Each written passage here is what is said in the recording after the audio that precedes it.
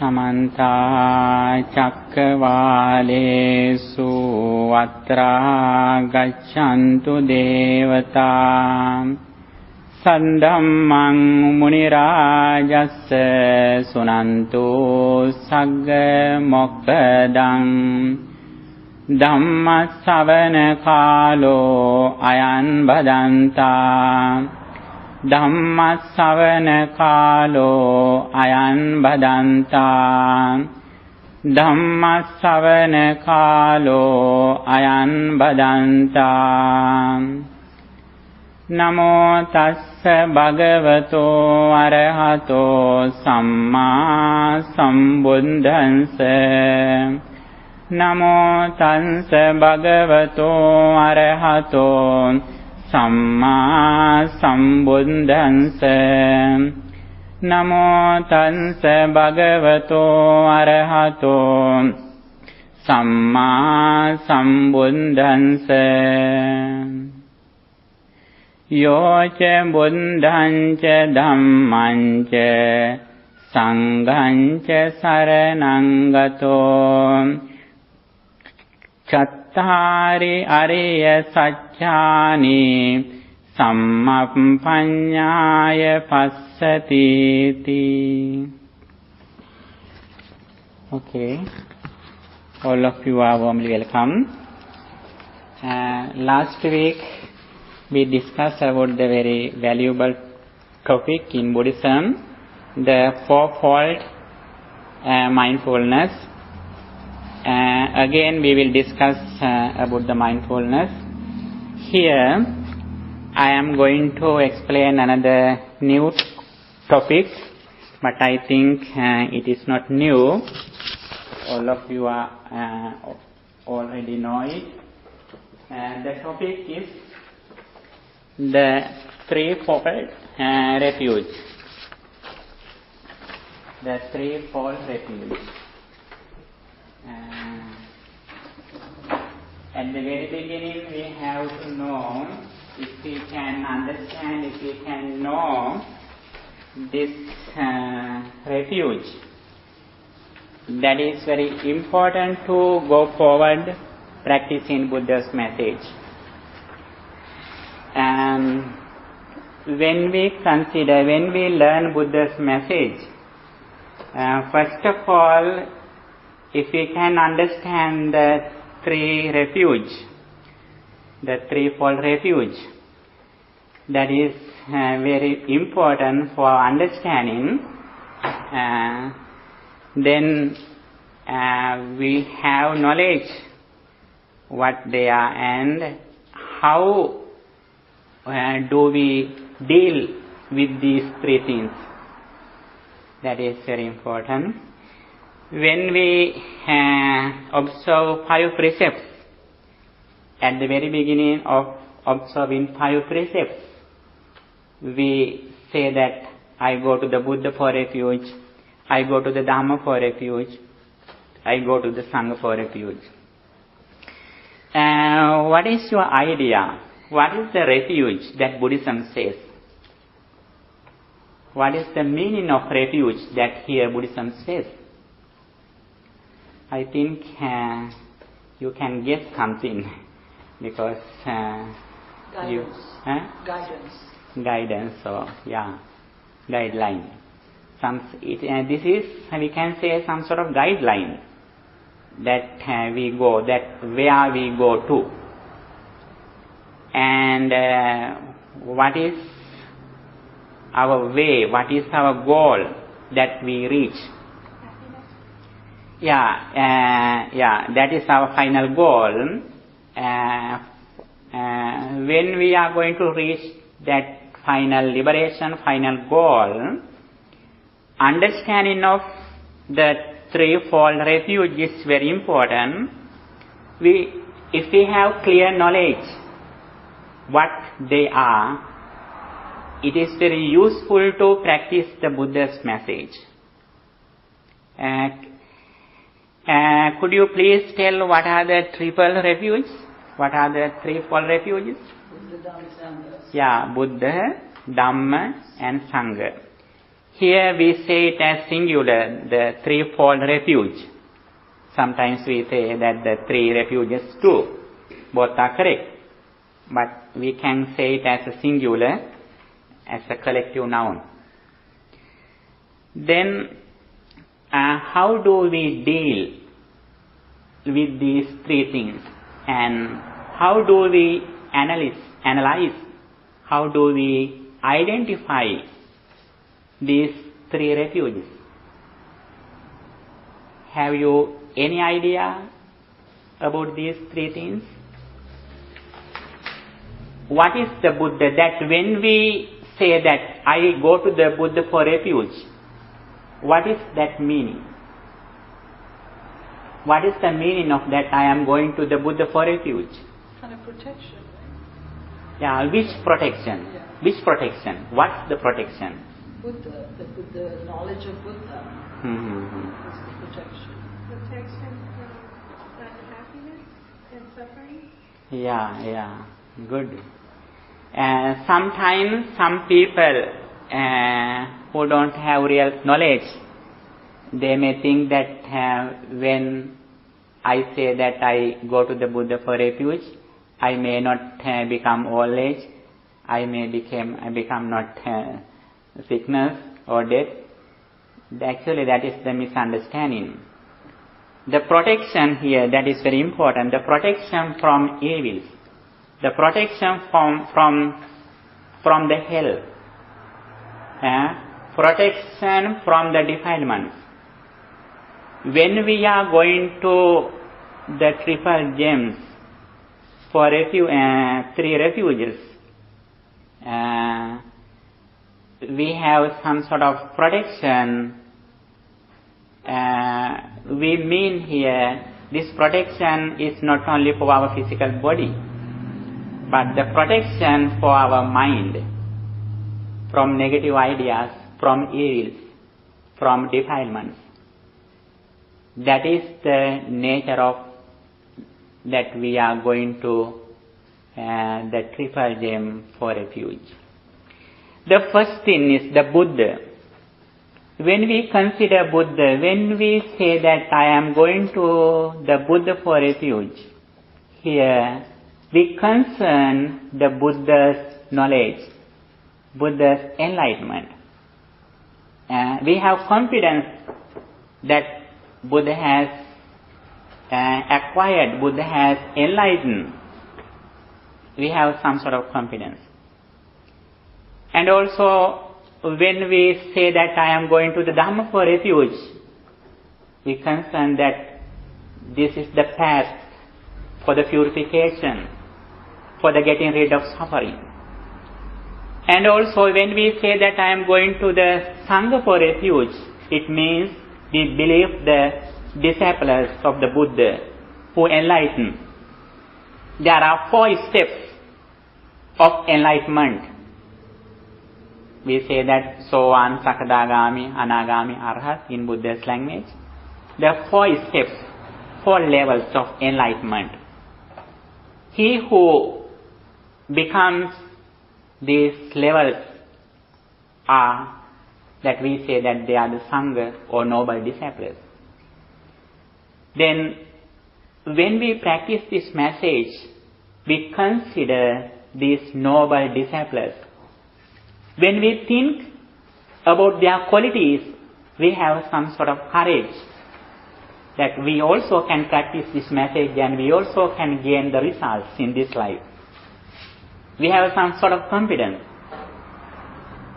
And also there is a very special advice of the Buddha. One day the Lord Buddha said that if there is some mother who is very faithful, that if she has only one son, she may think that she may wish her son that he may advise that son, please, you try to become the character who's that there was a very special person in Buddha's period, Chitta Gruhapati. If there is a mother who is very faithful and if she has only son, you may ask you may advise that your only son, please try to become like a Chitta Gruhapati. Chitta Gruhapati means he was a person who was living in the Buddha's period. He became the enlightenment, not only fully enlightenment, Anagami step. So one Sakadagami, Anagami, Arhat. He has become the third level of the enlightenment. Then Buddha's advice is, if you have only son, and also if you are so faithful, then you may advise your only son, my dear son, you should try to become that person. And also, yes? I'm sorry about this. Yeah. Can you spell it for me, please? The Chitta. Chitta Gruhapati. It's a name. It is a name. Chitta, yeah. Chitta. His name is Chitta. Gruhapati means household. Gruhapati means household. Gahapati, Buddha's language. Gahapati.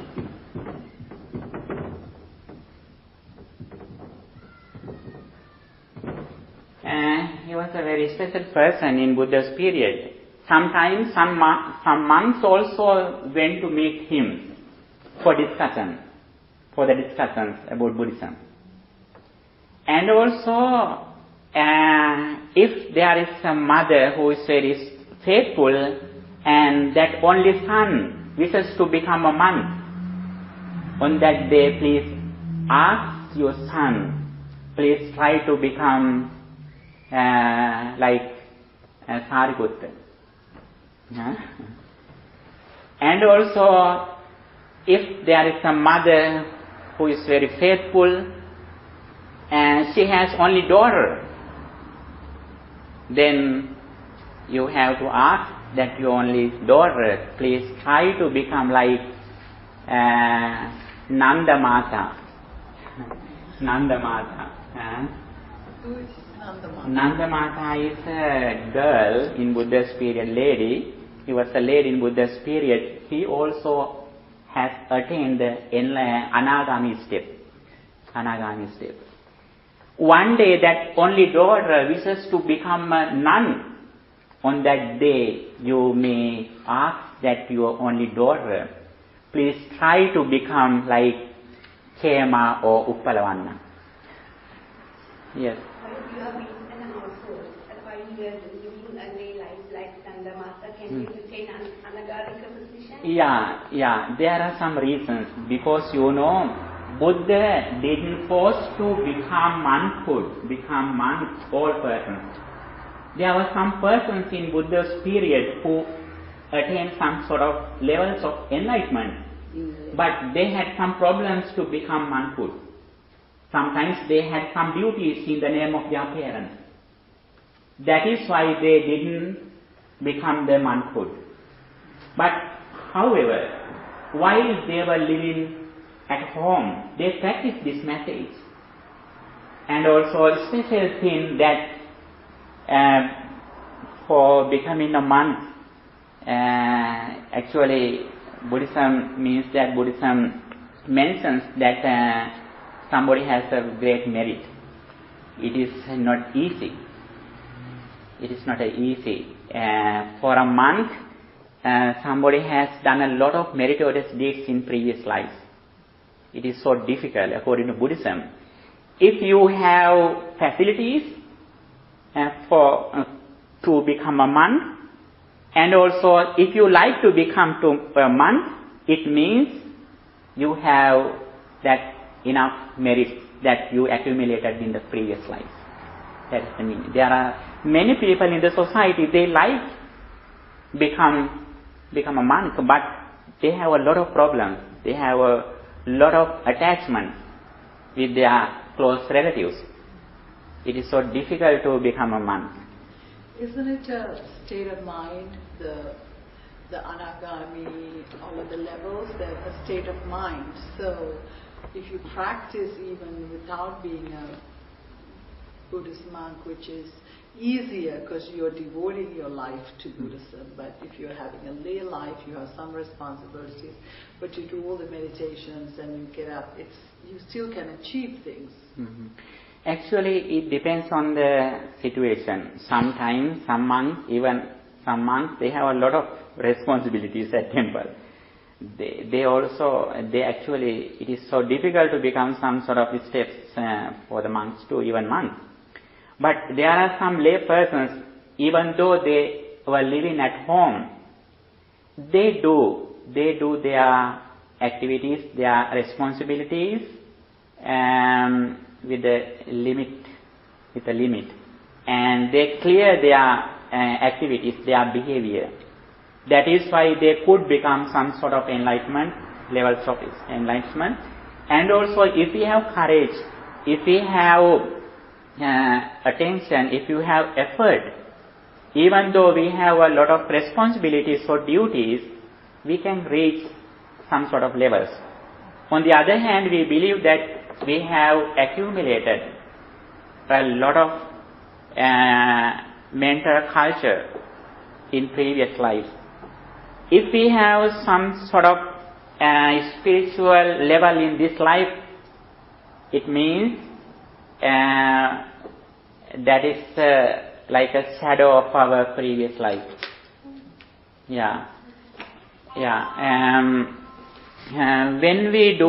Although we have effort, and sometimes we have to face some problems, and it is so difficult to practice this message even though we have enough knowledge. And here we have to develop a lot of meritorious deeds in our day-to-day life. Then our path gradually is clear.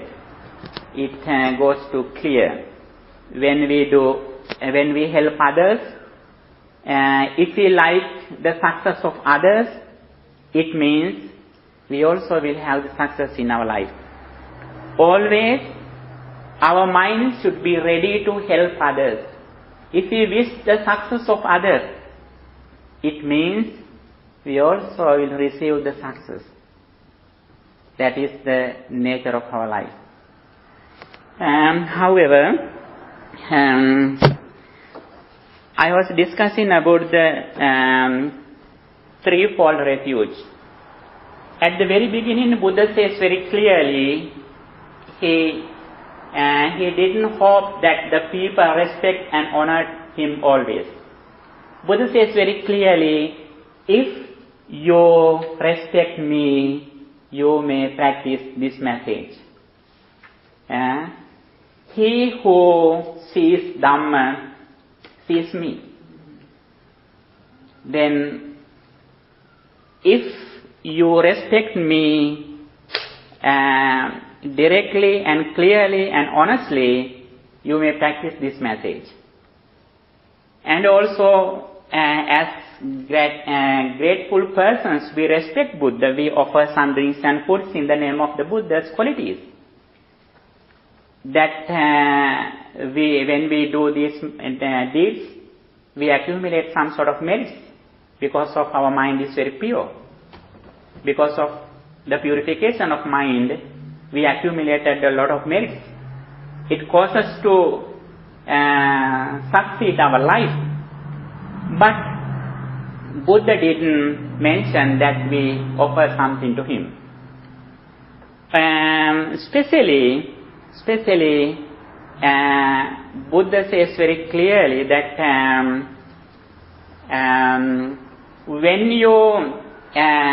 if anybody wants to ask me about my enlightenment, you can ask me, you can criticize me, you can argue me. Anytime, if you have any problem about my enlightenment, you can ask me. He invited his disciples openly, asked him about his enlightenment. Which one is better, Amisa Puja or Pratipatti?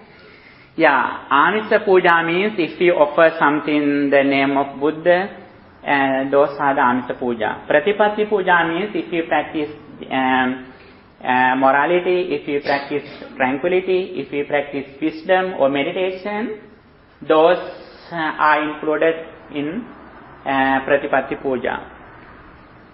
Buddhism mentioned both of them, but especially the Lord Buddha encouraged us to develop the Pratipatti Puja.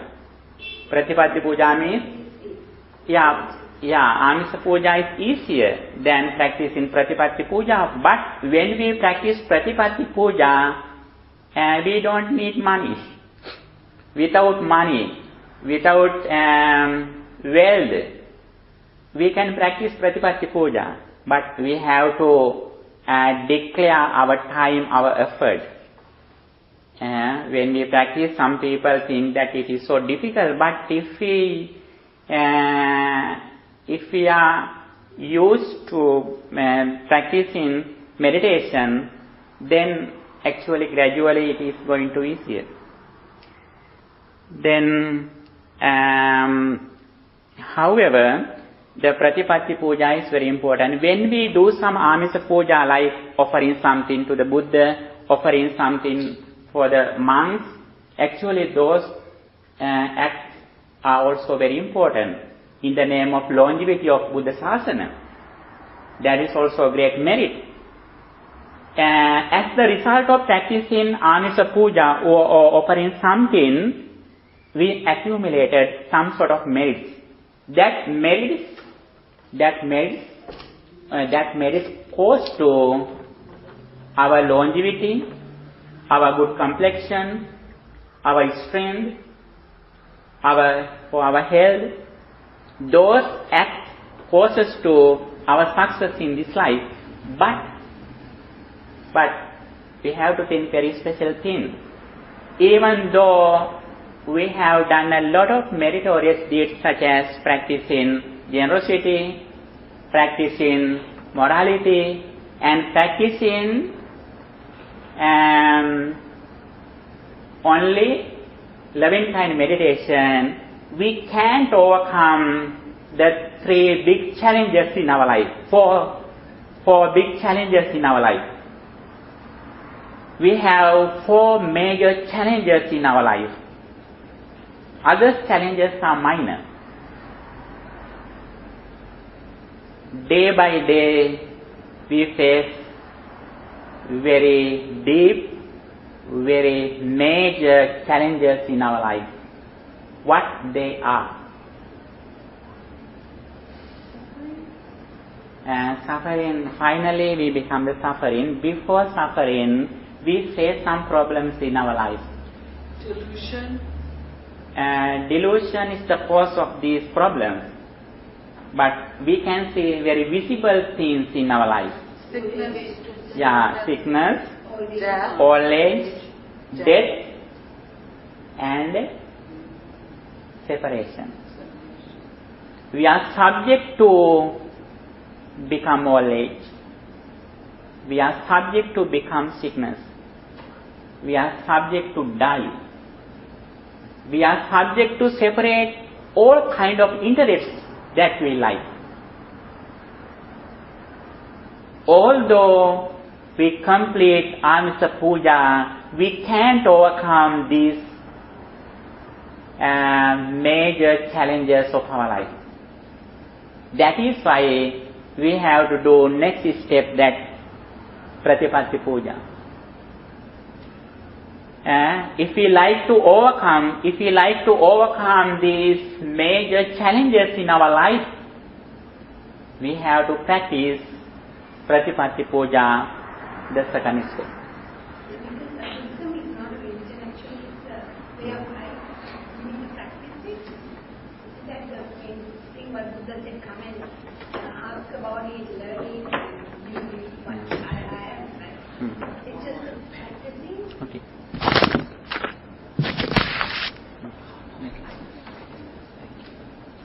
Can you, I'm pretty basic. Can you again go with the Amisa? Amisa Puja. And then Pratipatti.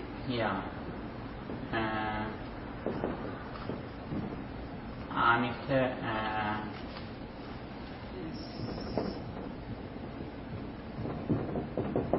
is participating.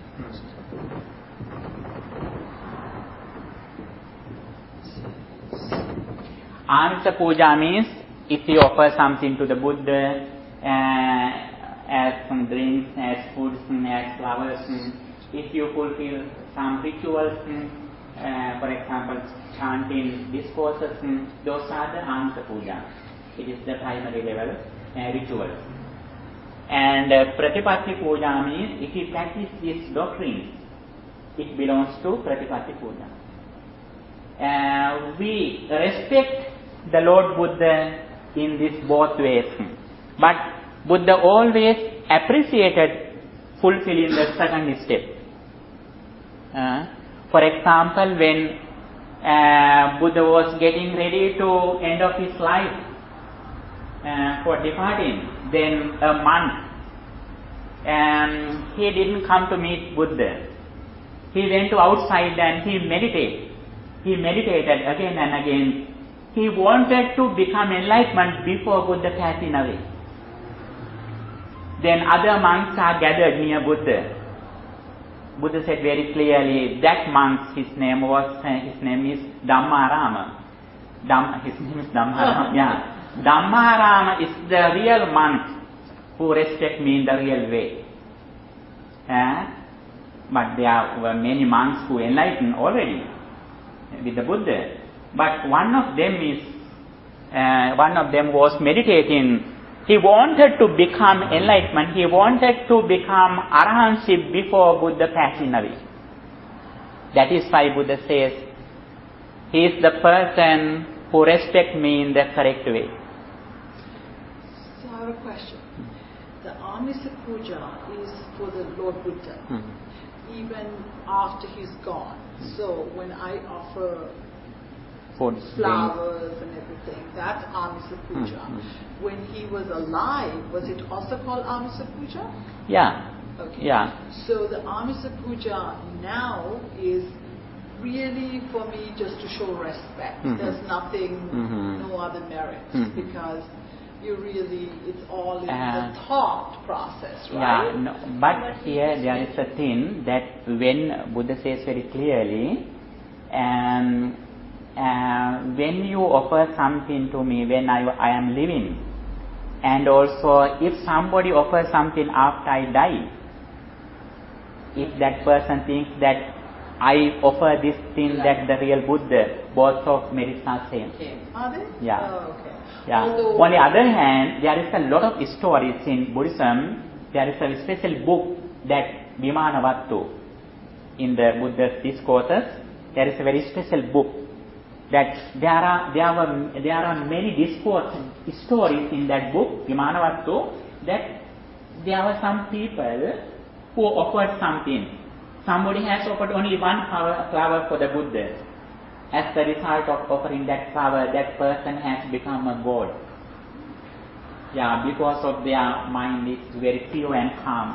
They are very, because this is the person who developed his mind and wisdom in the maximum level. If somebody, for example, when the Lord Buddha was living, there was a person whose name is Mata Kundali. Mata Kundali is one of the young person in Buddha's period. He couldn't do any kind of merits in his life, but he did only things that seen the appearance of the Buddha. He was pleasant. He was happy seeing the Buddha's image. As the result of that clear mind, pleasant mind, he could again become a god. He or she? He, Mata Kundali, he, young. The quantity, but it's the quality of your offering. The first level is we are faith in Buddha's appearance, Buddha's quantity. But when we go to the deep level, we consider his qualities. But however, if somebody can be faithful about his knowledge, about his at least appearance, then actually Buddhism believes that it is a great merit. For example, when we think a person, our mind is very pleasant and clear. It means we are rich in merit. We are rich in happiness. For example, when we consider these three refuges, we are so happy, we are so calm and quiet, because never they change in the bad way. For example, if we consider a monk who enlightenment, he never changed into a bad way. His qualities are ever. And his qualities are certain. Then now we respect some people in the society or about our families. Sometimes they are good, but later they become to worse or bad situation. That is the nature of their characters. But here, when we consider these three things, we never fed up. We never worry about their changing. We have no doubt about their qualities. When we think their qualities, our mind is very calm, pure and quiet. If a person can think, if a person can understand these three things through listening Buddha's message, then that person's world is these three things. Always he thinks about these three things. He have no time to think about the mistakes of others. He has no time to remember the others' bad qualities. Then he knows very well, if he thinks other persons or other things, his mind goes to a bad situation, then he doesn't like to become sadness. He always wants to become happiness. Therefore, always he concentrate on his mind, concentrate on these qualities. The first thing is, we believe, we have confidence about the Buddha's enlightenment. But here there is a very special thing.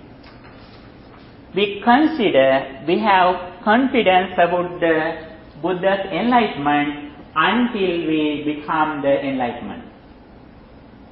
After we become the enlightenment, the confidence of faith is over.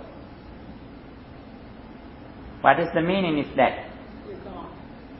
For example, if you say me a map to go to LA, if I didn't go to LA yet, I believe you.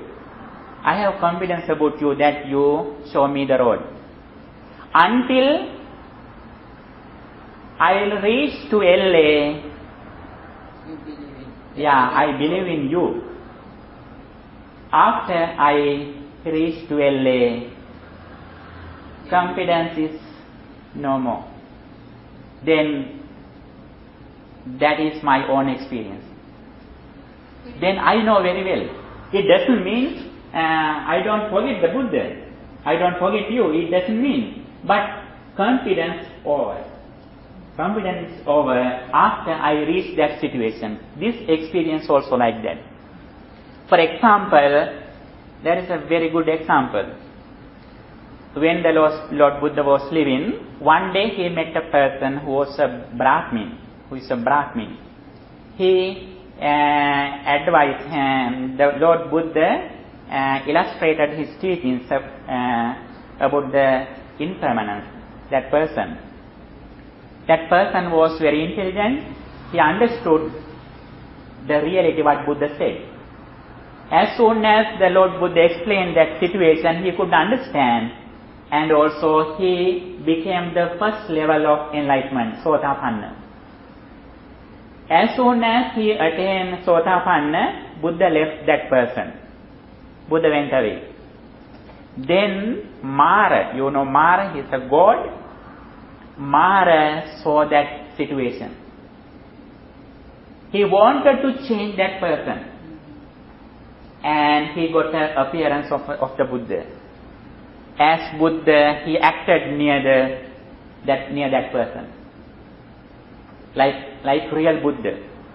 He changed his appearance into Buddha. And he came to that person. He told that person, I preach you, I explained you person, all things are impermanence, all things are suffering, all things are no soul. I preached you before, but it is a mistake for me. I had a mistake, I am sorry. All things not impermanence, all things are certain, all things are not suffering, happiness, all things are soul. Then what happened? That person said that you are not the real Buddha. Yeah? That's his mental situation. Yeah. You can see. Yeah, he changed his mind in the correct way. Even the real Buddha came to visit that person. He couldn't change him.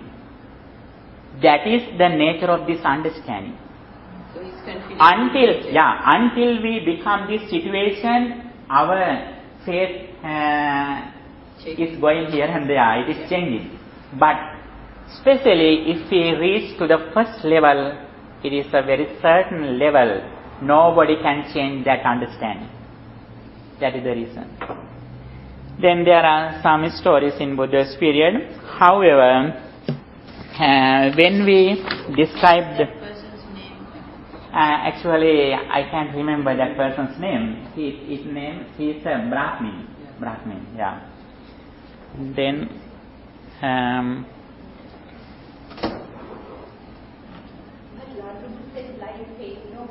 yeah, I have said here. Yeah, I have explained here about blind faith. Yeah, we will explain it in the second level, the Dhamma. Yeah, that is why Buddha says, if you want to search me, you ask me anything. I am very so open. You can search me, you can research me. Excuse me, I am missing something when you said that if you, this Amisa Puja help you to overcome the 4 challenges in the life, you said, right? Pratipatti Puja. Oh. Amisa Puja causes to overcome some sort of difficulties in your life. For example, when you do some Amisa Puja, your life, your wholesome increases. Your wholesome increases. Yeah, good karma increases. It causes for your happiness. You have facilities because of practicing this Amisa Puja.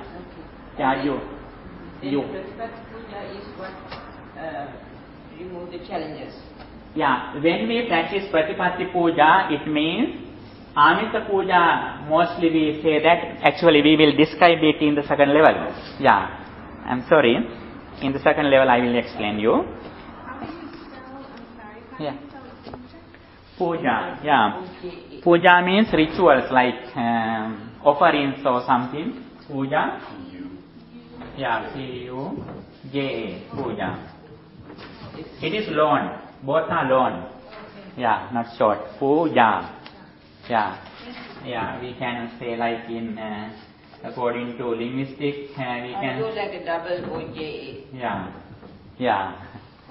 Either way. Okay. According to linguistically, we can like yeah. Okay, you're welcome. Then yeah. Now we are going to second level. The second thing is the Dhamma. We go to the Dhamma for refuge. Dhamma means Buddha's teaching, what Buddha explained to the world, what Buddha illustrated to the world. And this is the very important thing. This is the reality of the world. Even though the Lord Buddha explained this reality, this doesn't belong to the Buddha either. Whether Buddha appeared or not in the world, this reality is ever. But we respect the Lord Buddha in this period. He is the only person who discovered this reality first time in this period. in this period. After he discovered this, and also later he explained this other people too, and then other people also can practice and get the result. And here especially Buddha's teachings can be divided into two. Now I am going to your question. When we describe the Buddha's message or Dhamma or doctrines of the Buddha, especially we can divide it into two. What they are? First level is the way of heaven or human life. We say it in Buddha's language, Sagga Magga. Sagga means Sagga Magga. Magga means the road or way or path. Magga means path. Sagga means Swarga, for the heaven or for the human life. Sagga can be divided into two. Deva Manusa. Deva means God. Manusa means human beings. Then Magga means the path, way, or way or path. No, this is way to for the heaven, or for reborn in as human beings. Magga means path. Path to heaven. Path to heaven or human life. Both are mentioned in Buddhism, Sagga. Deva and Manusa, both are mentioned as Sagga. We mostly say that Sagga means divine persons or heaven. Not only heaven. You know, there are some periods in this world, it is so interesting, that there are some periods human beings have more facilities than God. You know? Yeah. Our age in human life gradually increases and decreases. That is they're stuck, right? Yeah, that is the nature of the human life. What is the lowest age of the human being? Lowest, no. 10 years. During 10 years, they complete all things. What do you mean? Sometimes our age goes to down. Now little by little it goes to down. In Buddha's period, what is the age in Buddha's period of human beings? 80. No. In Buddha's period, the age is 100. Oh, okay. But Buddha lived only 8 years. But in that period, the age of human beings is 100. It goes to down 1 year for 100 years. It goes to low level by 1 year for 100 years. For example, when Buddha's period, the people who are in the human world, they have 100 years age. And now it overcomes how many centuries from Buddha's period? 25, 600. And 26 centuries. 26 centuries. Now what is the age of this life, this period? 74. Average. Little by little it goes to down. It goes to up to 10 years. Now it is a time that goes to down. Yes? I'm so sorry. Yeah, okay. So 100 years old was the normal life expectancy? Yeah, life expectancy. Okay. Yeah. Gotcha. Yeah. Although this period 100 is the life expectancy. Some people can live 115, 111 like that. Some people die at the age of 80. Maybe it can be changed. Yeah. But this is the life expectancy. Expectancy. Yeah, sorry. Then, however, after it becomes the 10th, then again it goes to up. How much it goes to up? Back up to 100. You can guess? 100? 200? 74 it starts back to. So the 74, if it's now, it can go down up to 10, you say? Yeah, little by little. After 100, it goes to 73. Who says this? Yeah, it says in Buddhism. Yeah. But It actually we can guess it. We can understand it. Another more, like a 700 years or something, then it becomes 10. Is that what you're saying? Please say again. If it's another, for every 100 years it goes down by 1. Yeah, right? yeah. So if it goes another 74, like 7,400 years, 7,400 years, it'll be down to 10 years. Yeah. And then it goes It up starts again. again. But then it's not accounting for medical advances that people are living longer than. At sometimes some people, when they have enough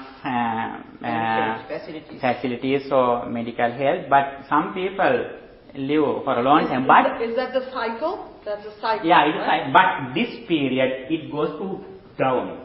Sometimes, for example, in Japan, they can live more than 100 years. Still they can live. But here it is concerned the common situation in the world.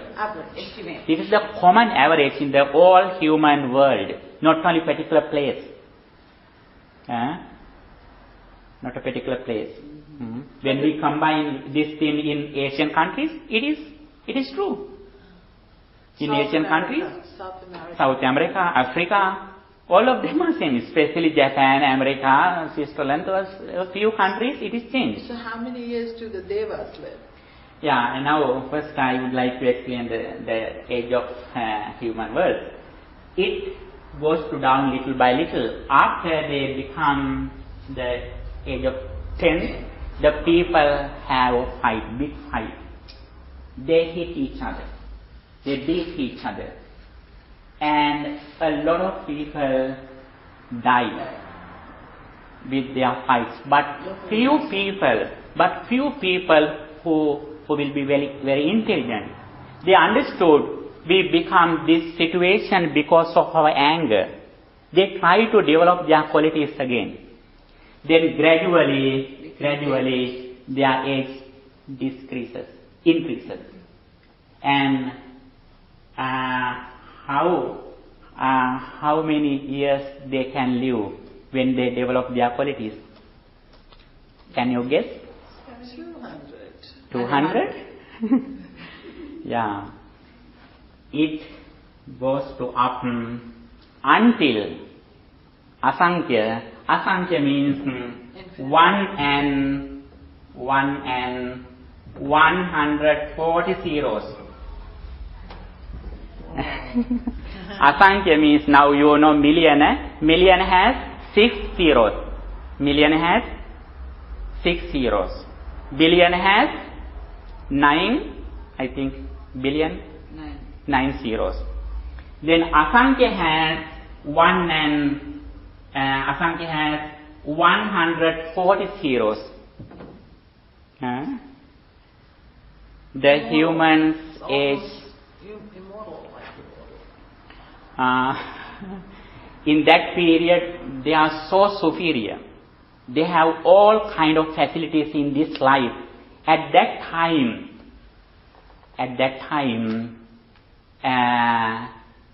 the gods also like to be reborn in the human world. The facilities are better here than divine persons. Can you just review what do you mean by facilities? Facilities means if we have no diseases, no sicknesses. That is the very important facility. Otherwise, there are 4 fundamental facilities: that food, clothes, medicine, house. These are the very fundamental needs that we have. Food, clothes, medicine, and House. Basic needs. Yeah. And very fundamental basic needs that we have. In this period, people have no sickness except old age. Except old age. They don't need medicine because there are no diseases, no illnesses for them. That's the world. Mm-hmm. But then when it gets down to 10, I think that's global warming. Yeah, global warming also increases little by little. But here Buddhism says this is the destroy of beings, not the destroy of the earth, the physical thing. It's mankind. Yeah, only the destroy of beings. The earth remains. Here there are like this, go up, go down, and there are 20 going here and there. After 20, there is a destroy of earth. Earth will be destroyed. 20 going up to 20 going up, 20 up. to 10 to the power from 10 to 40. Asankhya. From 10 to Asankhya goes here and there. After 10, after 20, there is a disaster. Loka Vinasa? Yeah, Loka Vinasa means the earth will be destroyed by air or by fire or by water. Now, There are three reasons that it causes to destroy the world. One reason is air, one reason is air or wind, and fire and water. These are the three reasons.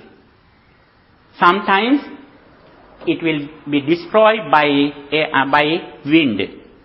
Sometimes it will be destroyed by fire. Sometimes it will be destroyed by water.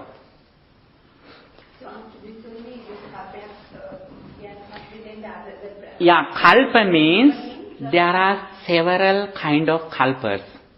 This is the period. I think it is like some sort of antakalpa.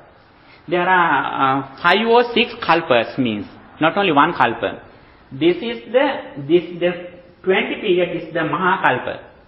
Mahakalpa or Mahabhadrakalpa.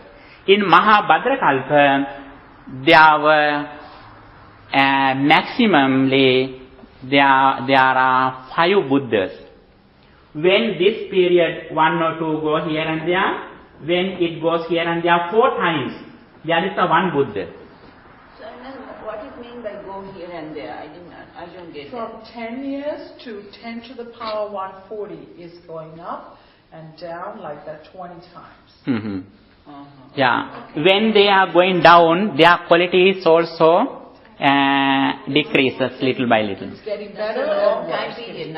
Yeah. It's a very, very, very long time period. Very low. We can guess. Yeah. For 100, only 1 year decrease or increase. So each line going up, starting at the bottom, that go up once is 10, and then coming down again is 10 again. No, 10 years to 10 to the power 140. You live Asankhya. 140 times to 10 to the power 140. So that's like a long period. And then it starts from there and comes down to 10 again. It happens 20 times. 20 times. Now, where is this written? Because I was trying to get this document. I never heard of this. No, I got the One document. day I send you an email as a I know you sent it, but it's in Sinhalese. Yeah. I will tell you it later. Did I Yeah. get that, Swamina? And there are some discourses, some attaka, some commentaries. In the commentaries it is said. But actually we can believe it. Now we can guess. When we guess this period from 100 to 74, we can guess, we can understand there is some sort of true here. However, in this 4 period, only one Buddha, and when they go to 20, how many Buddhas? 5. 5, maximally 5. Maximally 5 sometimes, but there are another kalpa, Buddha Sunya Kalpa. Buddha Sunya Kalpa means there are some periods there were no any Buddha. There were no any Buddha. We are living in the Mahabhadra Kalpa. Mahabhadra Kalpa means there are 5 Buddhas appear in this period, in this 20 period. So how many have been born? 5. 5. Oh yeah. Maximally 5 Buddhas in this period, in this big period. Right. But not always. What about the 28? Not 28. After this Before that. Yeah, this is the one period. That I mean that this is the one period. This is like a circle, not the end of the life. There is not end. After this 20 period, this world completely destroyed. Then the beings will be reborn another planet or another place. Then again and again, there are, now we are going to another.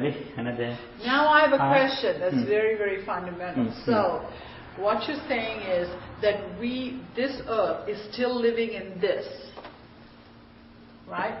This world, you're saying after this is all done, we're moving into a different planet. So, this started, we're still in the same planet, right? We didn't come from another planet to here. It will happen as karmic law. As karmic law. Now if we like, we can go here and there using the technology. It is another thing. It is another thing. In this period, when it is destroyed, not only destroyed this earth, in one galaxy, galaxy? Yeah. Galaxy has millions of planets, millions of planets, millions of solar systems. One galaxy has millions of solar systems.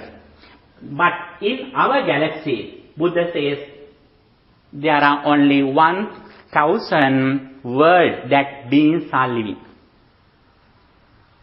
It is so difficult to find any time by the scientists. Only in this galaxy, it is so big.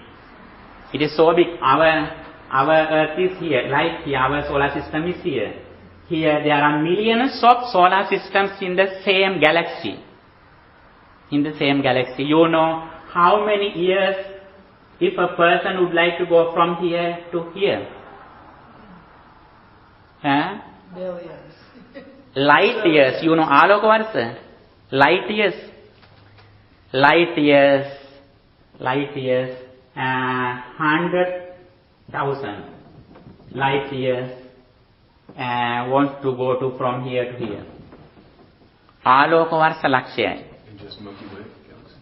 Sorry? In just our galaxy? Yeah, in our galaxy, as from here to here, if somebody wants to go from here to here, then it spends 100,000 light years. Light years means 1 second. 1 second.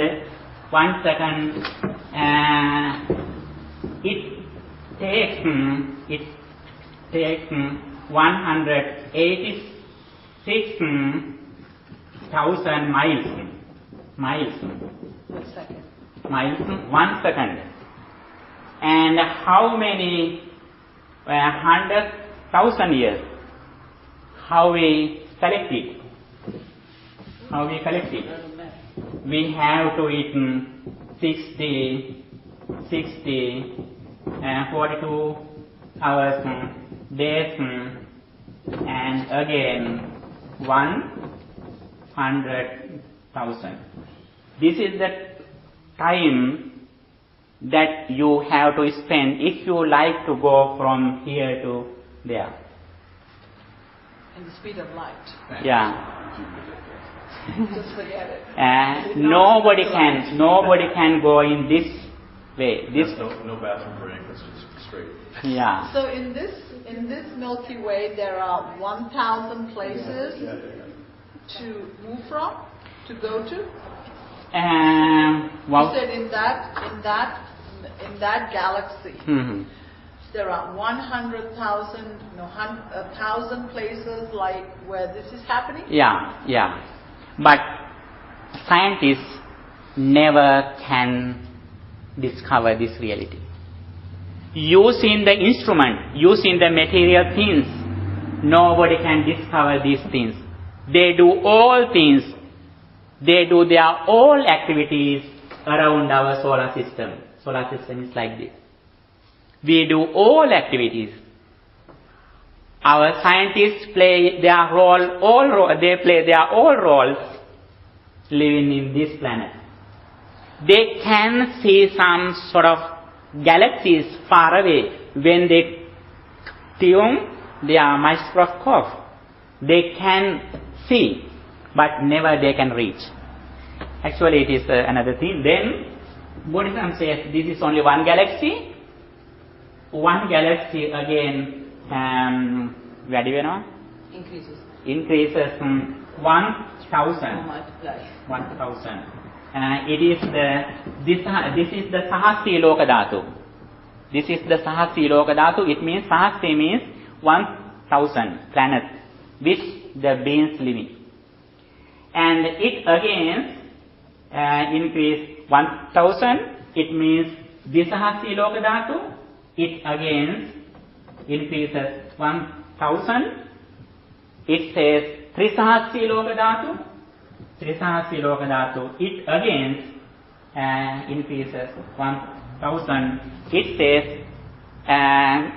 Chatusahasri Loka Dhatu. This is the area, this is the field of one Buddha. This is the field of Arahantas. One Arahantas can explain the Buddha's message who can listen in this area. This is the area of one Arahantas. One enlightenment person, not only normal enlightenment with the psychic energy. If a person can become enlightenment with psychic energy, they can do some activities. They can do some activities during this one galaxy. There are some discourses in Buddhism. They can go from one end to the other end? They can go, but they can reach the far away. But Buddha's area is unlimited. In this area, always the people who is in this area, always he live and they reborn in this same area. In the same galaxy. Mostly same galaxies. What is the reason? What is the reason we will reborn in the same galaxy? The energy transfer. Can go jump from galaxy. There is another reason. Because of our relatives and friends. If we help some person, we have to meet again that person to change our health. Even though you don't wish, if you wish only it happens, or if you don't wish, it doesn't happen, right? Although you like to go to another things, it is so difficult to think. It is so difficult to think. It is not the field of ours. It is the field of a Buddha. But we can think, when we associate the people, we help some people, we disturb some people. That person also wants to free help us or he disturb us. That is why always we live together. We live the same period, same planets. Not only same planets, but we have some sort of information about the beings' previous life. As the researchers, if a person was born in an Asian country, he mostly reborn again and again in the same area. Not only same planet, but also same continent. Because he wants to meet those persons. Oh, I get it. change their karmic law. It's because of attachment. Yeah, because of attachment. If you, my friend, close friend, you have to reborn near me. Right. That is the reason. It's because of attachment, because you're not totally... And because the Buddha has no attachment, he can just free to go anywhere. Even Buddha also, after he enlightenment, he is a superior person. But until he becomes the Buddhahood, he also is a common person, ordinary person. His also life is like this. For example, he had to meet Devadatta. He had to meet Ananda. He had to meet Yasodhara. That is why he was reborn again and again in the same area. Now, it is another thing. One day we will discuss. Just one last question. I know this. But Buddha says very clearly, don't worry to search these things. It is useless. It doesn't help you for the purification, for the liberation. It takes your valuable time. It takes your valuable time. You have a big problem. You are fast and quickly you are reaching to old age. You are reaching to death. You have to do only very major thing that in this life itself.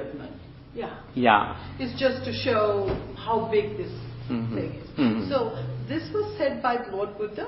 This was said by Lord Buddha. Yeah, there are some discourses, and in the commentaries, they have explained more. The Lord Buddha said this. The Lord Buddha also said in his discourses clearly. I have given the references too in that article. Yeah, but it's in Sinhalese, right? In Sinhalese, when I was... Yeah, we can do it. Because this was requested by the interfaith community at Pepperdine University. They wanted to know, because they wanted to see, because of Christianity and all of this, we're talking about end of the world. Can you translate it? It's very, very hard, and there's so many numbers and so many formulas. Actually, I used it when I was teaching in a training college in Sri Lanka. I used it to give to my students there.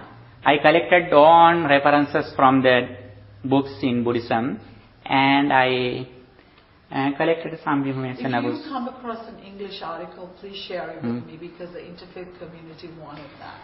Yeah, it is very important. I think already there are some articles in English too. You don't have it, right? Just now I don't have. If I try, I can find. Yeah, I will try. What would the name of it be in English? It's Cosmology. End of the world. What is Buddhism's End of universe. What is Buddhism's understanding? How does Buddhism describe end of the world? That's Buddhism doesn't say that end of the world.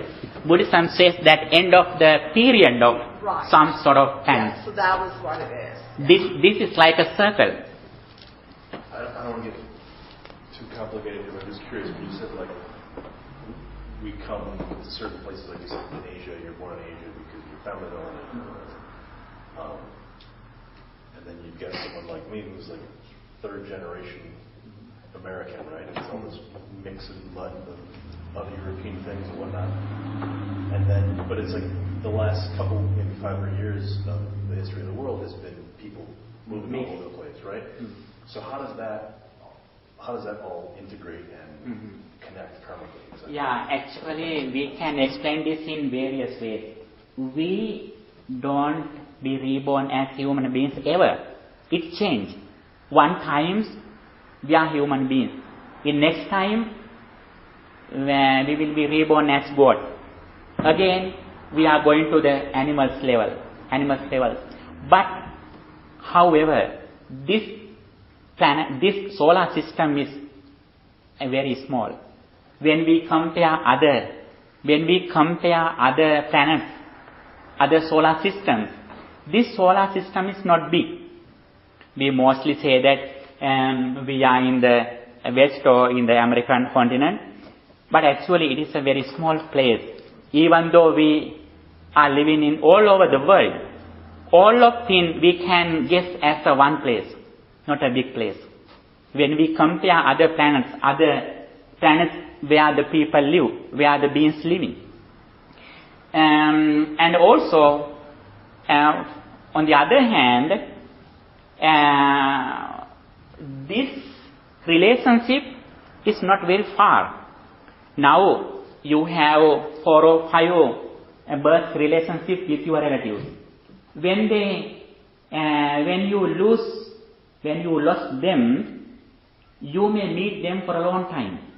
Then you may go to the heaven, and when you come back, all things are changed. Because you know, Buddha says very clearly,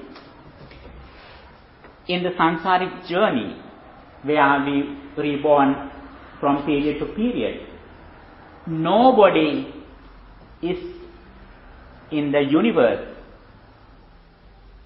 who was not our own mother or father.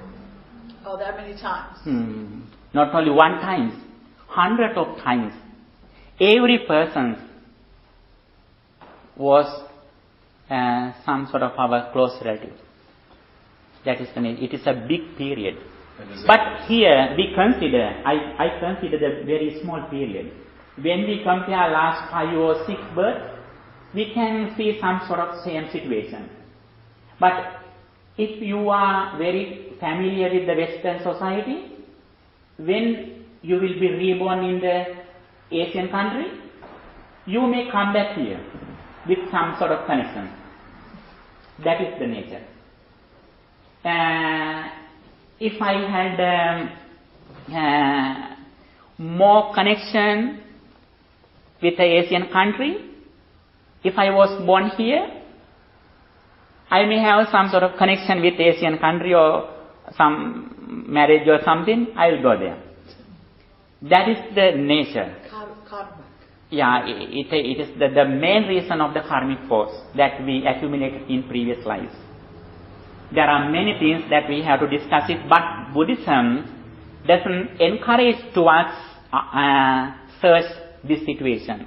Even arahant, even enlightened person, except Buddha, never can understand all of them. It is so difficult.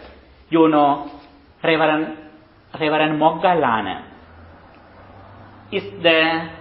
was the highest psychic energy person in Buddha's period.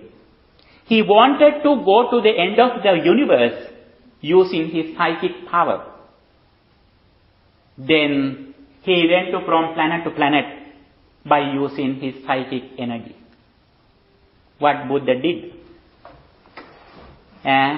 He put his hand and he called to Moggallana, "Don't be a foolish. Come here again. You can never go to the end of the universe, even using the psychic energy." That is the field of only a Buddha. If a person can't go to the universe, end of the universe, using psychic energy, scientists never go to the reach end of the universe using the material things. That is the nature of the world. That is so big. Now the scientists discuss not only one universe, now they discuss multi-universes. Multi-universes. Now they are researching, like Hawking. You know Hawking? Yeah.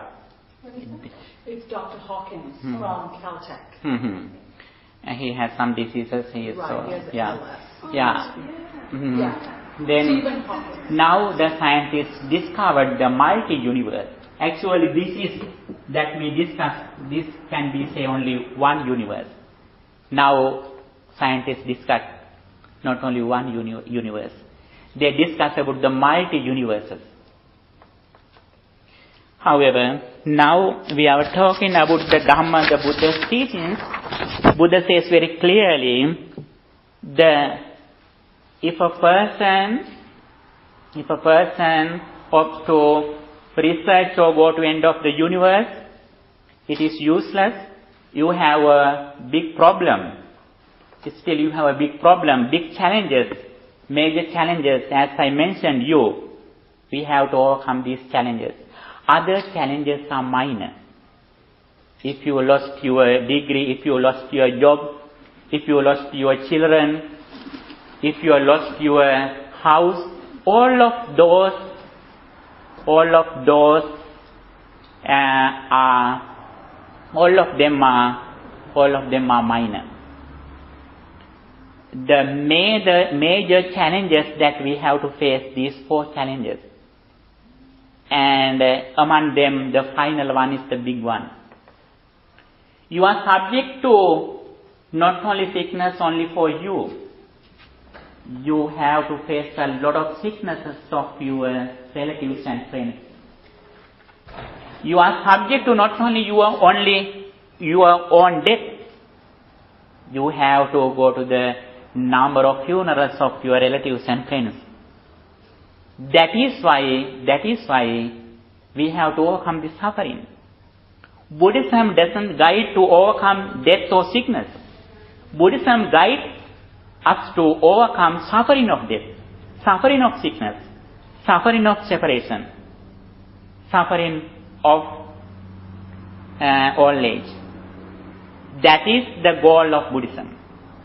Therefore, the first thing is we have to, as you mentioned here, Buddha says the Sagga Magga. Sagga means the way to become heaven, go into heaven or come back to the human world. When you fulfill practicing generosity, practicing morality, practicing meditation, such as developing loving kindness, those merits cause to you to become a human life or deity. That is why again and again in this life you have to collect, you have to develop a lot of meritorious deeds in your life. Always we have to wish the success of others. If we hope the success of others, it means we will receive the success in our life. If you are angry with others, it means the anger come to you from outside. If you are helpful always for others, it means the help will come to you. Yeah. That is why always we have to purify our mind from negative ideas, and also we have to develop good ideas in our mind, like friendliness, compassion, sympathetic joy, tranquility, and generosity. Those are the things that we have to develop our mind when we do these meritorious deeds. It doesn't sound that the success of hereafter. The results you can receive, you can accumulate it, you can reach the success not only hereafter but in this life itself. Buddha says very clearly, if somebody does a lot of meritorious deeds, it means that person has accumulated a lot of happiness in his life. If you like success of your children, please try to help other children too. I think already you do a lot of things. I think your house is open always for your relatives. Actually, that is the thing. If you are happy when you offering something, when you help others, if you are happy, it means the facilities are ready to accept you. When you help here, on the other hand, the facilities are ready to accept you hereafter. That is why we have to help not only our close friends or relatives, but if we can help other persons, if we can help the persons who are enemies of others, then our personality is so high. It is so difficult to do. If you help your close friends or close relatives, it is easier. It is common. Even animals also do it. But, however, it is a good merit. But, however, the concept of Buddhas that helping others who are enemies of others, who are enemies of ours, who disturb us, if we can help them, then our mind is rich in higher spirituality. When you fulfill these meritorious deeds, practicing generosity, as the result of practicing generosity, you will receive the facilities. What are the facilities? What are the facilities? Food. You can get the food very easily as the result of offering something to others. If you have offered some medicine or something in the name of sickness person, it means it doesn't need medicine to you. You are so healthy in the samsaric journey. On the other hand, when we are going to higher realm, now here we have to do some jobs for earning money. But if you go to higher realm like God, it is not need to do a job. If you think something, if you want something, as soon as you think something that you need, as clothes or food, they are appeared in front of you. Then if you overcome the God realm, when you reach the Brahma realm, then you don't need any physical needs. All things that you want in mentally, then you live with the happiness of mind, dhyana suvat, the tranquility and comfort. No, Rupavachara. Yeah, in Rupavachara Bhakmaloka, Arupavachara Bhakmaloka, both one. In Rupavachara realm, they don't need physical things. They live with their concentration. How do they look? Actually, now this level, now I believe in Buddha's teaching. And also when we refer, for example, when we read and again these things, and also we have some sort of knowledge through some persons who has some connection with some realms in this period also. Then, however, when we overcome the Rupavachara Brahma realm, then they become the Arupavachara realm. When they become the Arupavachara realm, they have no physical body even. They don't have even physical body. They live only with their mind. Then again and again, when we develop our mind, it means the facilities come to us very easily. That is the nature of the developing our spirituality. It means that all of them include in this level. Not only Ansa Puja, but also when you practice meditation, it also can be included here. Three meritorious. First type, when we discuss the Buddha's message, as I mentioned, the first level of Buddha's teachings, Saggamagga, the way for the good life. Saggamagga. Sagga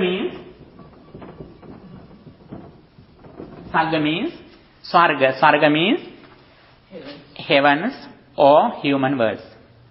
Magga means the way or path. The second one is Mokkha Magga. Mokkha Magga means Mokkha means liberation, enlightenment. The way for the purification or enlightenment. Here, when you practice this level, you are ready to overcome those major challenges.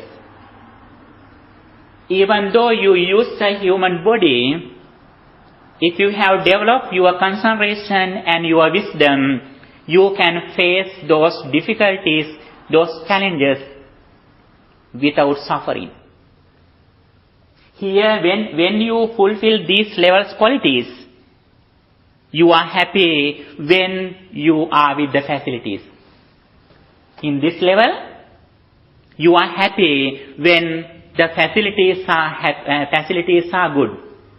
But here, the interesting thing is that you are happy not only whether you are with the good facilities, but even though you are with the complex situation, even though you are with the difficulties, you can live without suffering when you practice this level.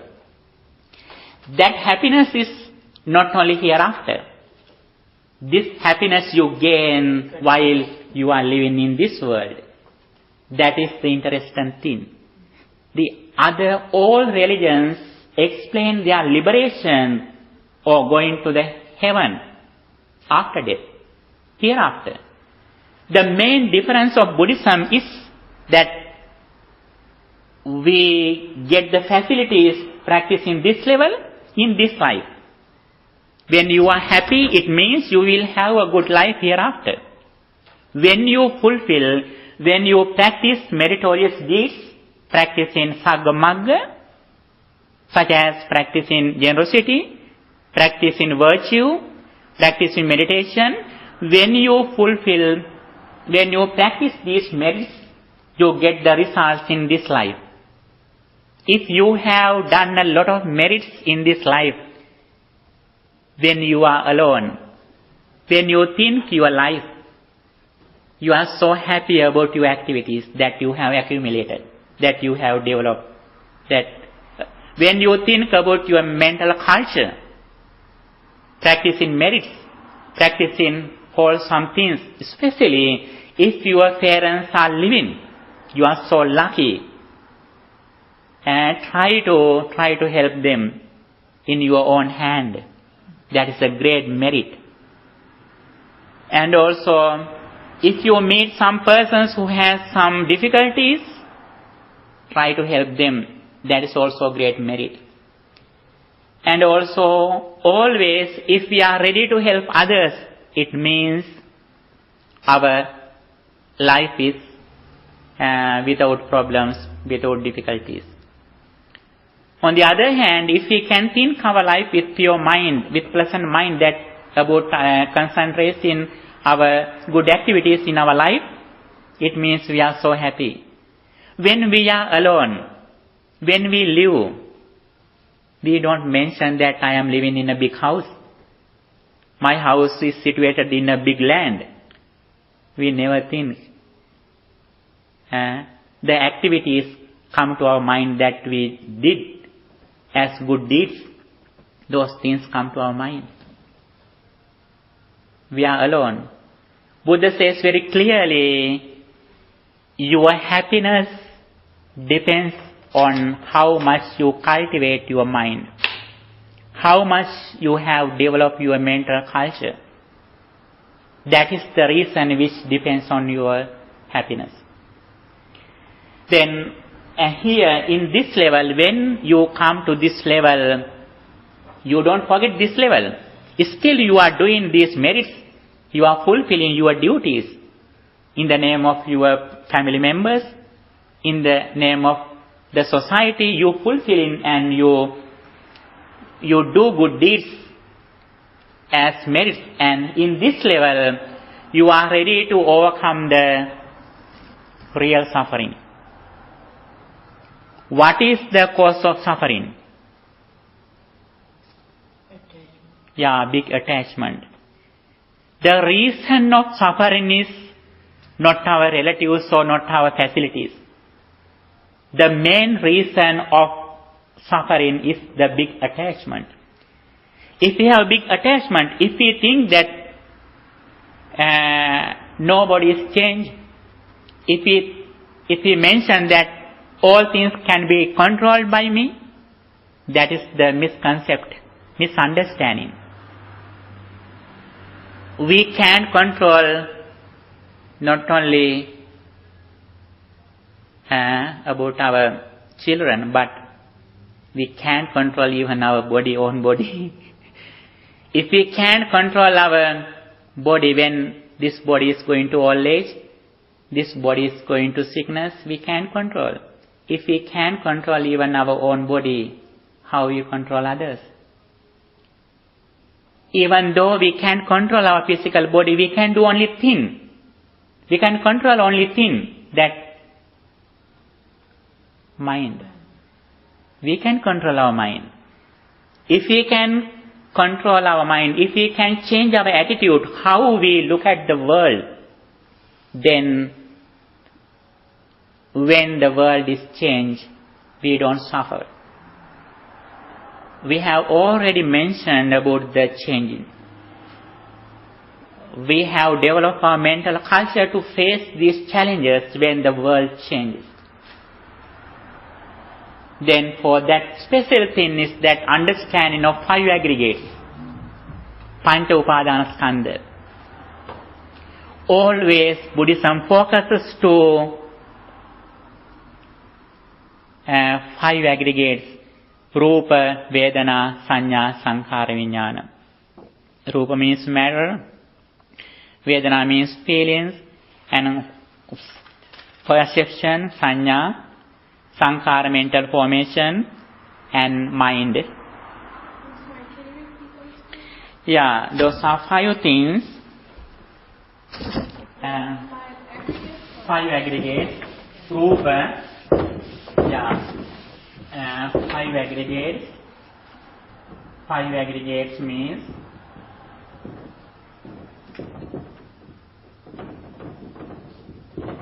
first one is Rupa.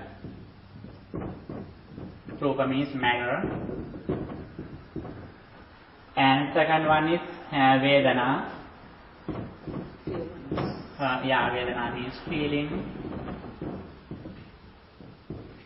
And Sanya.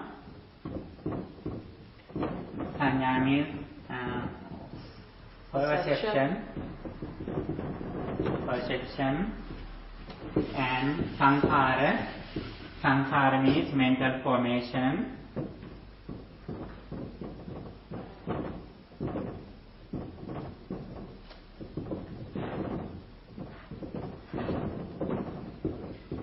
Mental formation and Vijnana. Vijnana means mind or consciousness. These 5 things are together. Although we divide these 5 things, nobody can change, nobody can divide these 5 things. Always these 5 things are together. If we see something, if we hear something, if we smell something, it means these 5 things arise together. Not only arise, but suddenly it ceases. It ceases. Again and again this arises and ceases. This is the nature of the life. Understanding of change in this life is easier. Even scientists also have discovered the changing of physical body. It is easier to understand. And also many people have understood the changing of mind. It is also easy to understand. Whether Buddha appeared or not, anybody can understand the changing of mind and body. It is not difficult. What is the difficult thing? What is the difficult thing? Difficult thing is understanding of impermanence. Understanding of impermanence is not the changing of this body, not the changing of mind. Understanding change, understanding impermanence depends on dependent origination. If we look at something, it means this experience arises at this moment. It arises at the moment and also it ceases at the moment. Again and again, when it arises, we think all of them are same. For example, when we go to the mirror in the morning and again we go to the mirror in the noon, the same picture. When you go to the mirror again in the evening, picture is same. But when you go to the mirror When the conditions are together, the picture is here. When you go away, nothing is in the picture, in the mirror.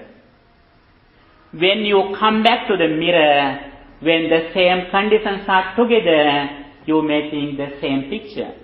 But you never think that first person was waiting until I come back. You never think. Even though you see very clearly the picture is same. But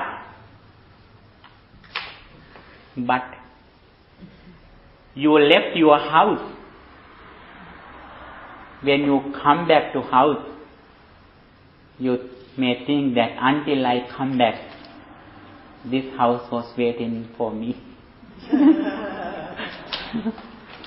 That first experience arises at the moment with the conditions.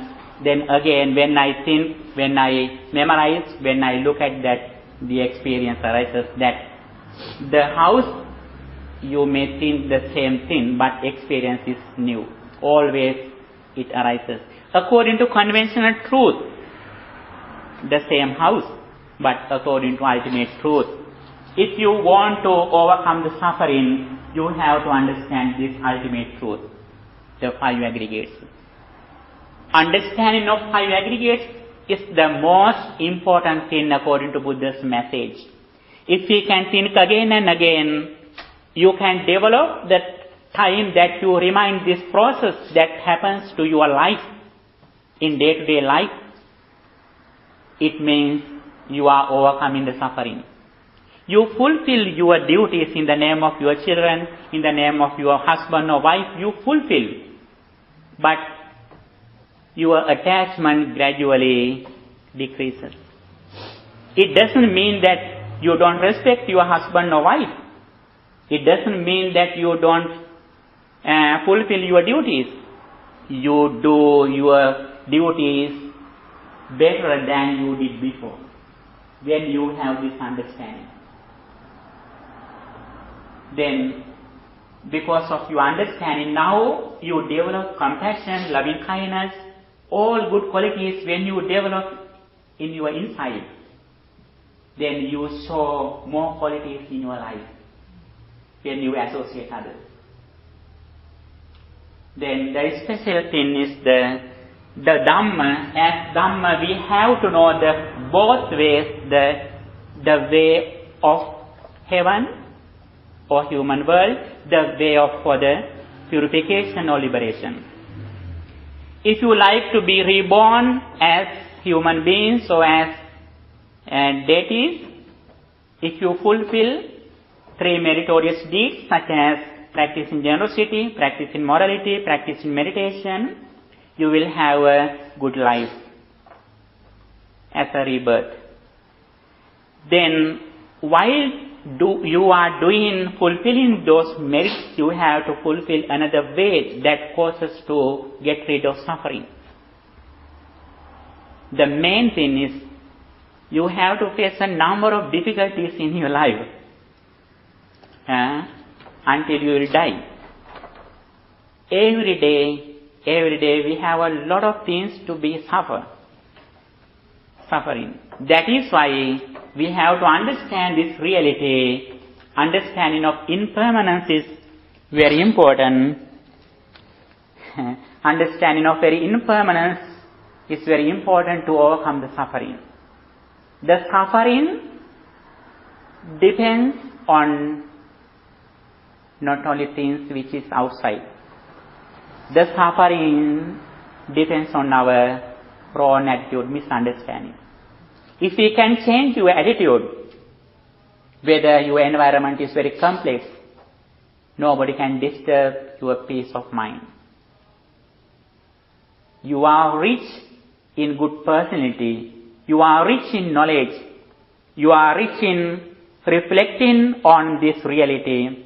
You are rich in understanding of impermanence. If somebody can disturb you, if somebody can give you suffering, it says your weakness. It means that you have to practice this again and again. Then for that, the first level is for the Mokkhamagga. The first thing is virtue or discipline.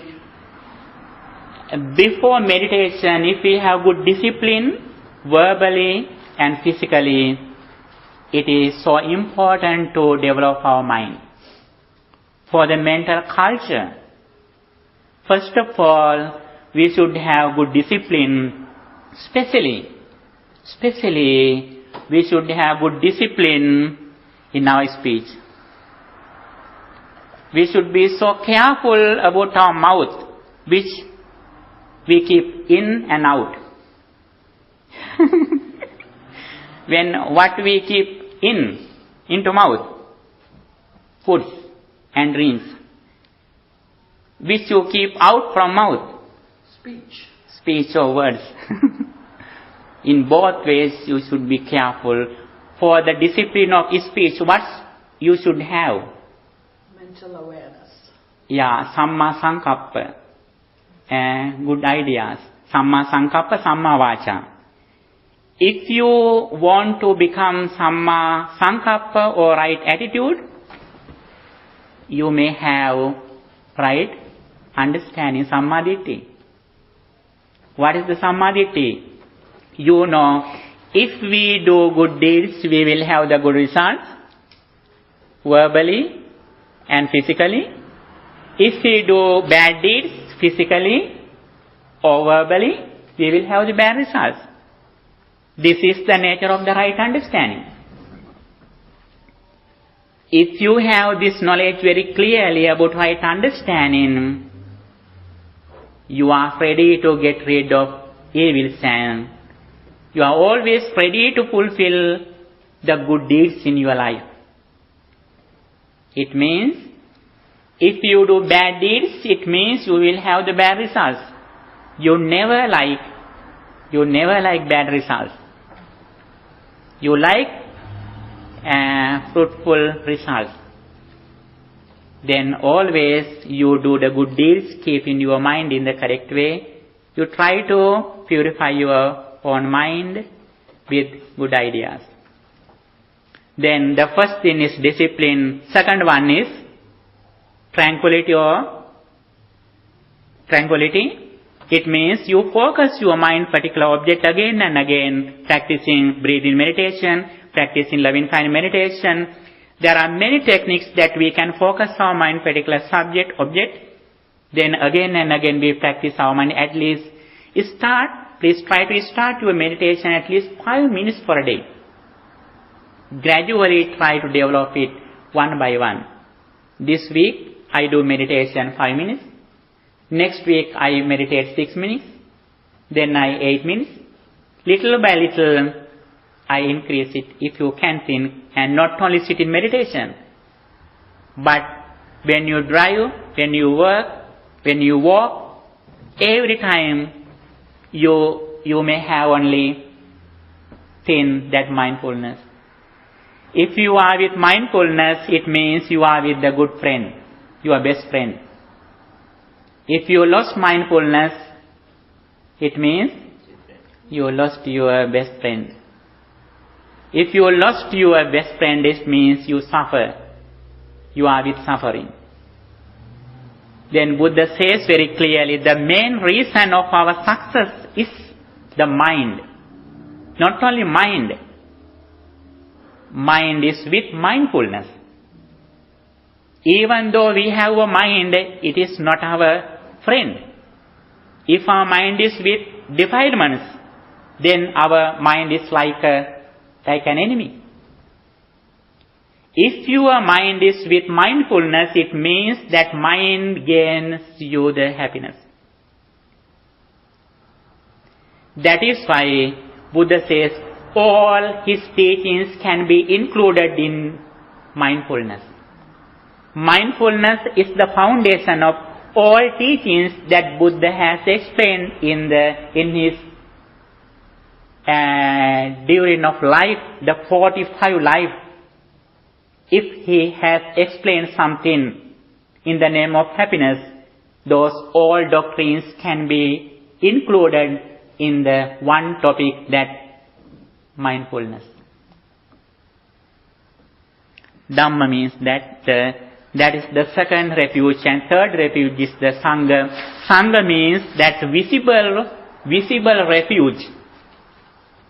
That is the very, very important thing. How do we associate with this Sangha?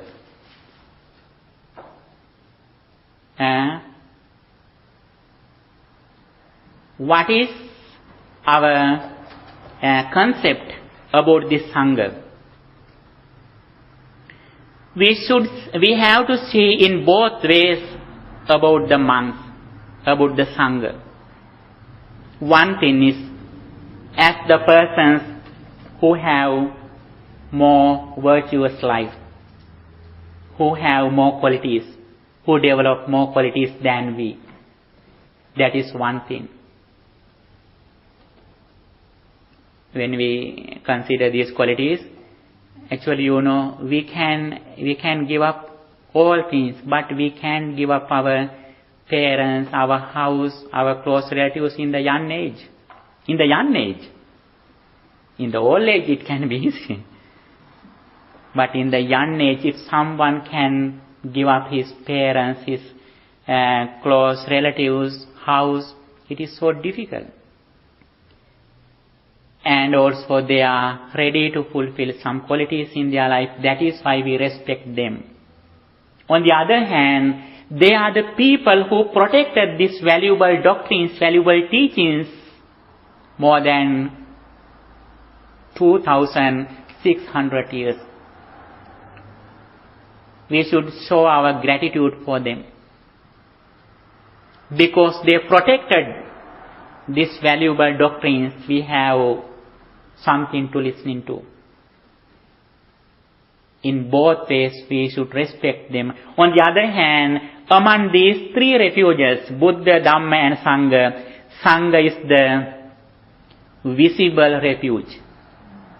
Visible refuge. If somewhere this visible refuge is disappeared,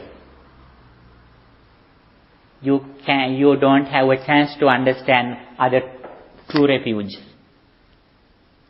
For example,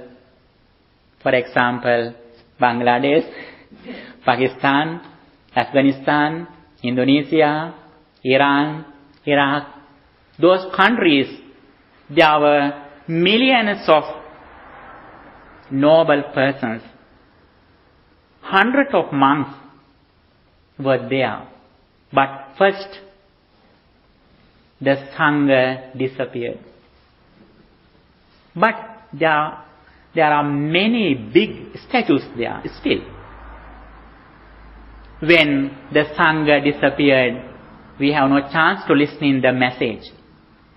Then we have no chance to understand the spiritual teacher through the Dhamma.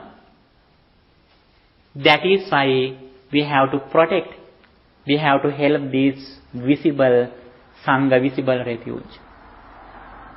If you protect, if you help these monks, it means you help for the longevity of this sasana, these teachings.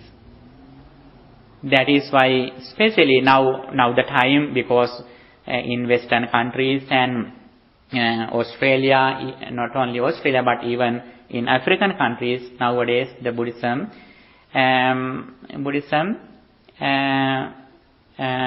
goes here and there, and everybody tries to practice this message, and they try to listen in this message. They do a lot of research about this. Now it is no problem, but in the previous period there are a lot of problems in this triple gem.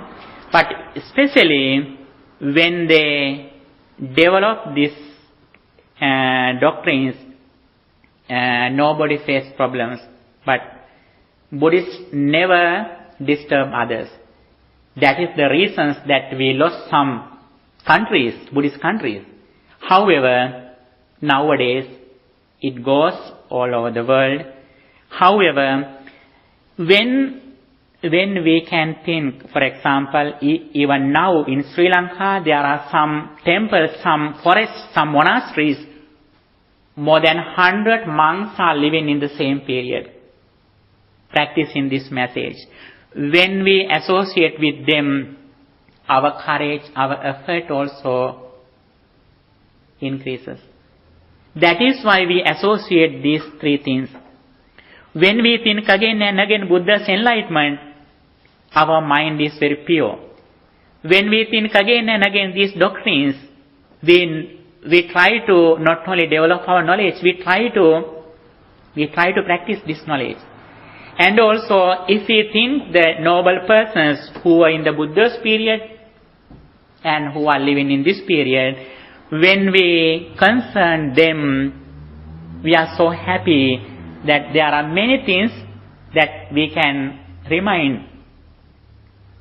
When we remind those things, we are so happy because of purify of mind. Then again and again we can understand these three refuge. It causes us to practice this message in this life, and also it causes us to develop our happiness.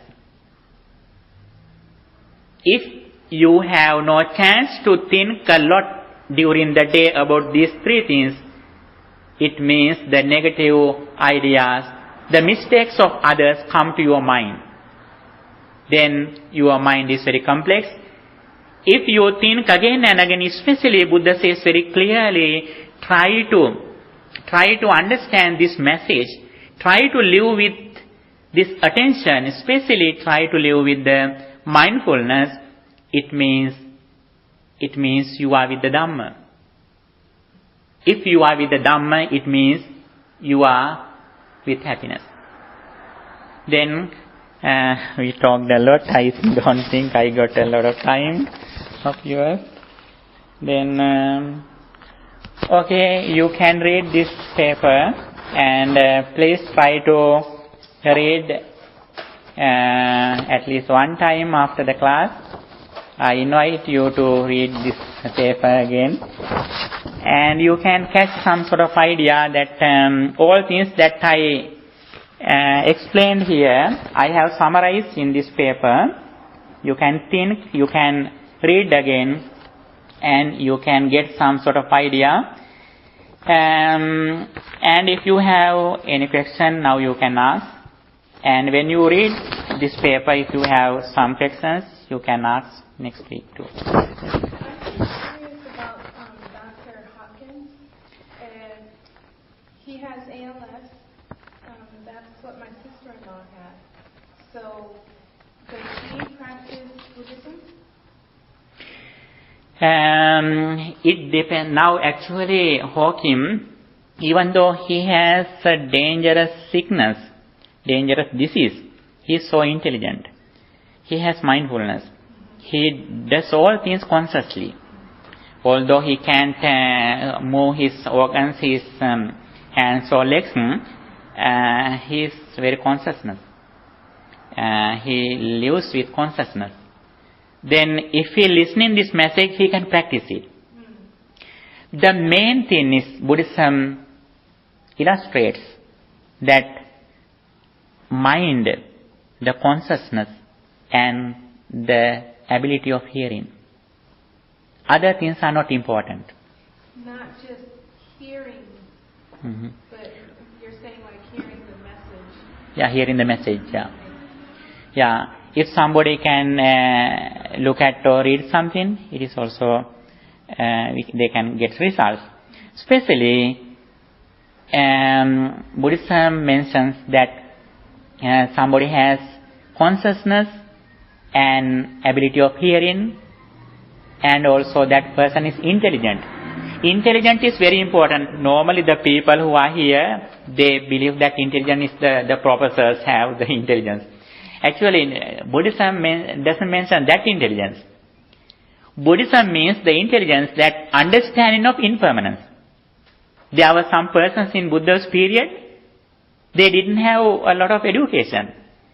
Even though they can read only one stanza during 4 months, but they could understand this message, and they could enlightenment. They could attain enlightenment. Then intelligence depends on not only your literacy, not only your education, but how much you are ready to understand this message. Especially if you can understand this cause and effect, arising and ceasing. That is the nature of intelligence.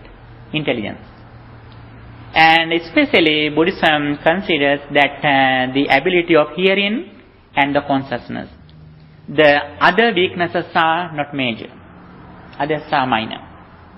Even though you have no legs and hands, if you have an ability of hearing and if you have consciousness, it is enough.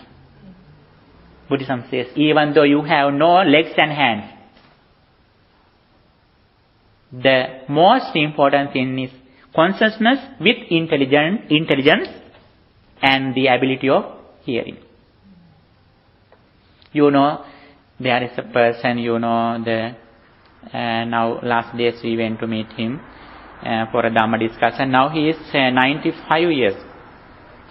He has soul consciousness. He can hear all things. We went for the Dhamma discussion in his house. Now he is at the age of 95. He can't even walk. After discussion, he invited us. Please, Reverend Sir, next year also we are waiting until you come. He has a good memory that he says, last year you discussed this topic. Before last year, other year, these monks came to this house and discussed this topic. He can remind all things. Now we believe that when we are growing up, our memories go away. It is not true. Yeah. If we practice mindfulness, improves. Yeah. If you lay down, your mindfulness is strong. You can understand this reality. You can practice this one. Weakness of physical body is not important according to Buddhism. If you practice mindfulness, your memory is ever. Okay, thank you so much for your coming. I know you work a lot and you are so busy life. And I am sorry if I got a lot of time. And however, I appreciate you for your coming, and because of you I could discuss a lot of things in Buddhism. This topic is not the deep topic, but we can include all doctrines in Buddhism in this topic. At the very beginning, as a beginner, we have to know about these three things. That is very important. When we growing up with the knowledge, we listening again and again this message. Actually, we respect this message. Not only worship, but we try to practice. Buddha says very clearly, I discovered this message hardly as the result of a number of previous lives' effort.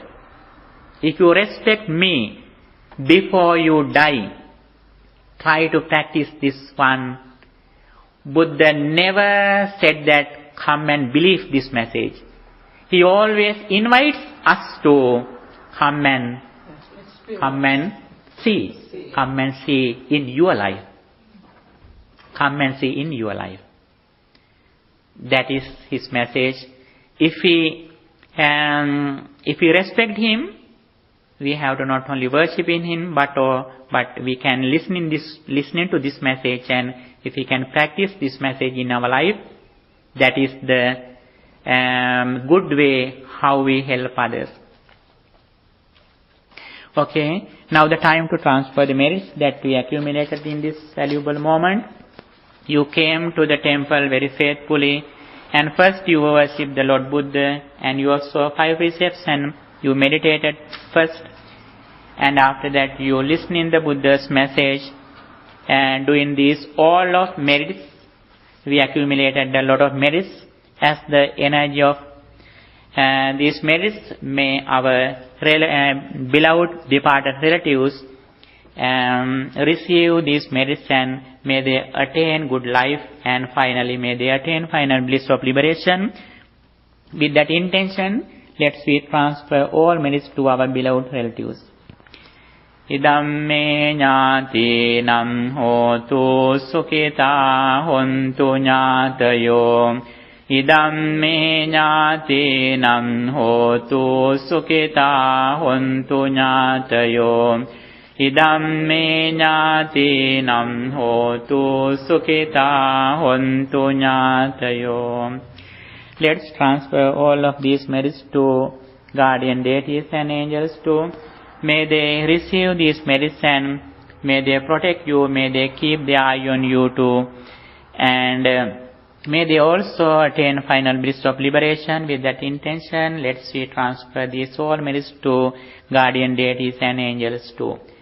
Ettavata ca amhehi sambhatam punya sampadam sabbe deva anumodantu sabba sampatti siddhya.